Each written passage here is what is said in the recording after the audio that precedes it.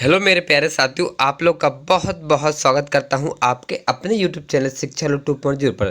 तो साथियों, जैसा कि आपको पता है, आज हमारी 27 दिसंबर 2023 के हमारे जितने भी नए नए प्रश्न बने हैं करंट अफेयर्स के, उन सभी के ऊपर हम इस वीडियो में डिस्कशन करने वाले। साथियों, वीडियो को आपको बिल्कुल ध्यानपूर्वक पढ़ना है प्रश्नों को, और पूरी वीडियो को आपको वॉच करना है, ठीक है साथियों।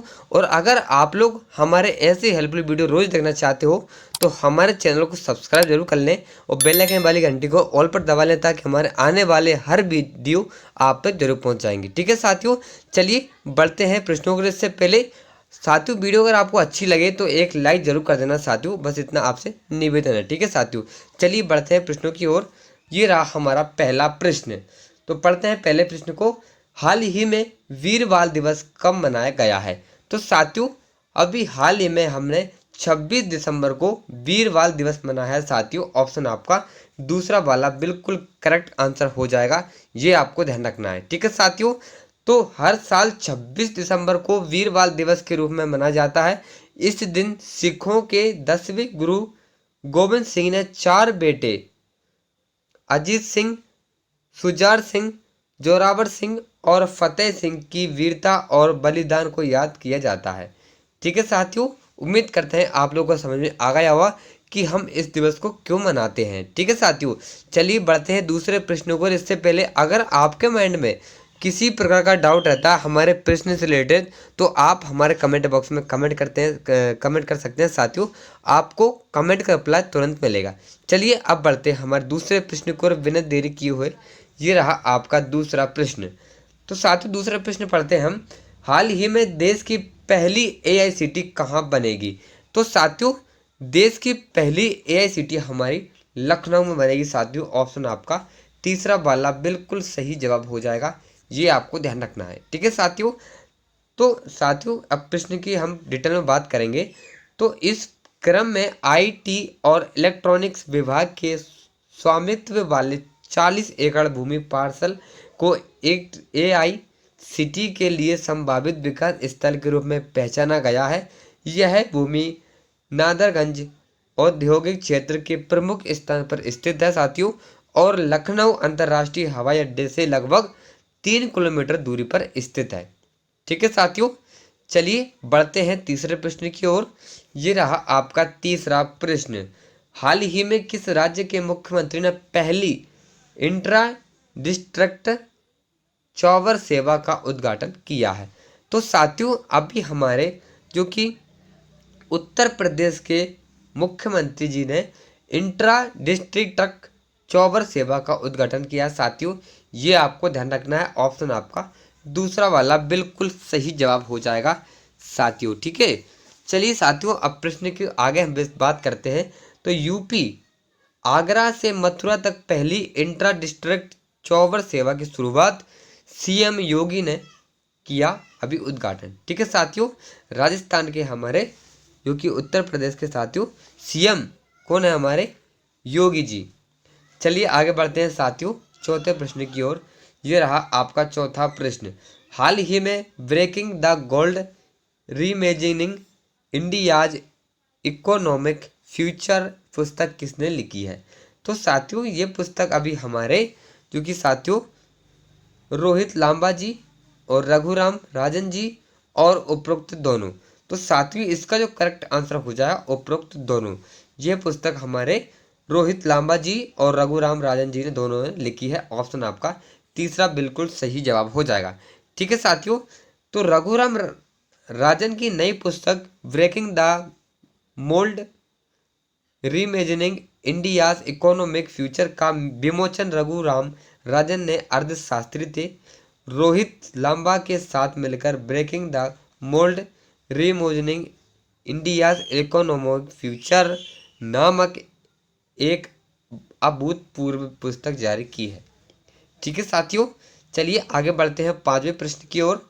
तो साथियों, हमारा पांचवा प्रश्न होने वाला है, इसको हम पढ़ेंगे ध्यानपूर्वक।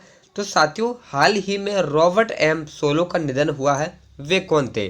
तो साथियों, रॉबर्ट एम सोलो जी हमारे अर्थशास्त्री थे साथियों, इनका भी निधन हो गया है साथियों। ऑप्शन आपका दूसरा वाला सही जवाब हो जाएगा, ये आपको ध्यान रखना है साथियों। चलिए आगे बढ़ते हैं छठे प्रश्न की ओर साथियों। ये रहा हमारा छठा प्रश्न। हाल ही में भारत का पहला जारोक्राफ्टर एयर सफारी पर्यटन कहाँ शुरू होगा?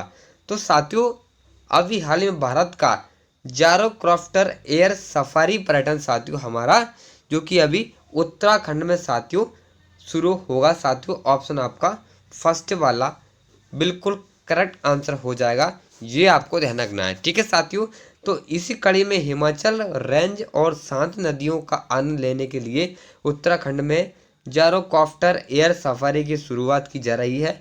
उत्तराखंड टूरिज्म डिपार्टमेंट ने रविवार को कहा कि राज्य में एडवेंचर टूरिज्म को बढ़ावा देने के लिए वह जल्द ही जारोक्राफ्टर का उपयोग करके हिमाचल एयर सफारी शुरू करेगा, ठीक है साथियों। चलिए आगे बढ़ते हैं सातवें प्रश्न की ओर। ये रहा हमारा सातवां प्रश्न। हाल ही में भारत और कौन सा देश आईबीपी रूट का विस्तार करने का पर सहमत हुए हैं? तो साथियों अभी हमारा जो कि बांग्लादेश साथियों, भारत अपना देश भारत और बांग्लादेश जो कि आईबीपी रूट का विस्तार करने के लिए सहमत है साथियों। ऑप्शन आपका तीसरा वाला बिल्कुल सही जवाब हो जाएगा। ये आपको ध्यान रखना है, ठीक है साथियों। तो राष्ट्रीय जलमार्ग एक पर 6.79 मिलियन टन के कुल ट्रैफिक में से लगभग 3.15 million tonne Bharat Bangladesh protocol IBP मार्गों का उपयोग करके भारत और बांग्लादेश के बीच एक्जिम व्यापार है, ठीक है। चलिए आगे बढ़ते हैं साथियों आठवें प्रश्न की ओर। ये रहा हमारा आठवां प्रश्न। हाल ही में सॉरी साथियों, हाल ही में वासुदेव देवनानी को किस राज्य की विधानसभा का अध्यक्ष चुना गया है? तो साथियों अभी हाल ही में वासुदेव देवनानी जी को हमारे साथियों राजस्थान राज्य की विधानसभा का अध्यक्ष चुना गया साथियों। ऑप्शन आपका दूसरा बिल्कुल सही जवाब हो जाएगा। ये आपको ध्यान रखना है साथियों। भारतीय जनता पार्टी बीजेपी के वरिष्ठ विधायक वासुदेव देवनानी राजस्थान विधानसभा के अध्यक्ष चुने गए हैं साथियों अभी। चलिए साथियों बढ़ते हैं नेक्स्ट प्रश्न की ओर। ये रहा हमारा नवा प्रश्न। हाल ही में फोर्ब्स की सबसे ज़्यादा कमाई करने वाली एथलीटों की लिस्ट में कौन शीर्ष पर रही है? तो साथियों अभी हमारी जो कि इगा स्विफ्टेक जी शीर्ष पर रहे हैं। ऑप्शन आपका तीसरा बिल्कुल सही जवाब हो जाएगा। ये आपको ध्यान रखना है साथियों। चलिए आगे बढ़ते हैं 10वें प्रश्न की ओर। ये रहा आपका 10वां प्रश्न। हाल ही में किस देश ने ओपीईसी से बाहर निकालने का फैसला किया है? तो साथियों अभी हमारे क्योंकि अंगोला को ओपेक से बाहर निकालने का फैसला लिया गया है साथियों। ऑप्शन आपका दूसरा सही जवाब हो जाएगा। ये आपको ध्यान रखना है साथियों। चलिए आगे बढ़ते हैं। तो साथियों अंगोला जो कि 2007 में ओपेक में शामिल हुआ था लगभग 1.1 मिलियन बैरल प्रति बैरल का उत्पादन करता है दिन में पूरे समूह के लिए 28 मिलियन बीपीडी की तुलना में है, ठीक है साथियों। तो आज की वीडियो हमारे यहाँ पर समाप्त होती है साथियों।